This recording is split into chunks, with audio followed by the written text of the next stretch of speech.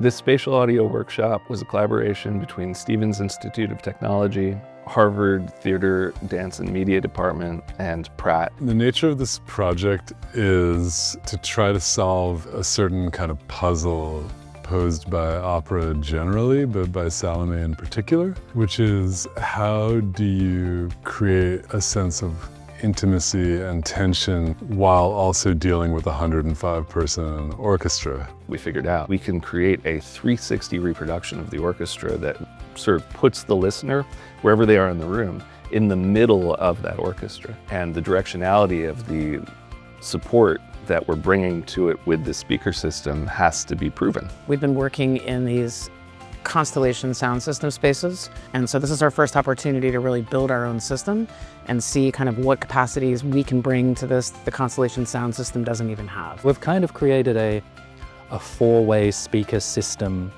using 4 individual speakers, low, medium, high, high in terms of frequency and physical height. What we're doing in here is kind of just an advanced adaptation of surround sound. So if anyone's ever been in a movie theater, sound goes front to back, left to right, in every which direction.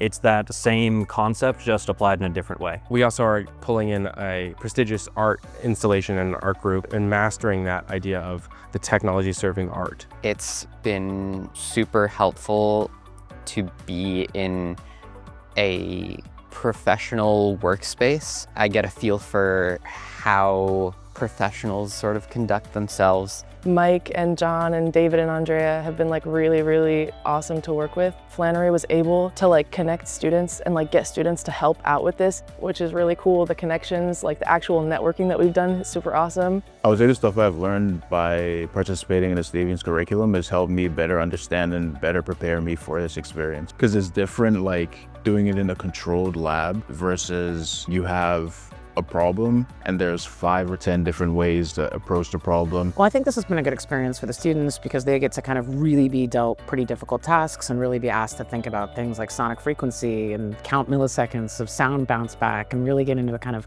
specific details of a complicated spatial system that they probably would not have the opportunity to otherwise do. There's a very large focus on the applied practical nature of the stuff we're learning in the classroom. Even in Flannery's music tech classes, right? We talk about spatial audio, head-related transfer functions, and we talk about all these these concepts of making music and the lived experience of music and sound. And this is really a perfect example of the practical nature of that kind of thing. There's going to be a scene in this opera where there's a man shouting from a well. I think the most interesting part of this has been working with this floor panel. That is a transducer attached to a piece of wood, so that is going to conduct sound through that and kind of use the piece of wood as a speaker. We ended up with about 32 people in the room. Having a live performance at the culmination of this workshop was incredibly valuable.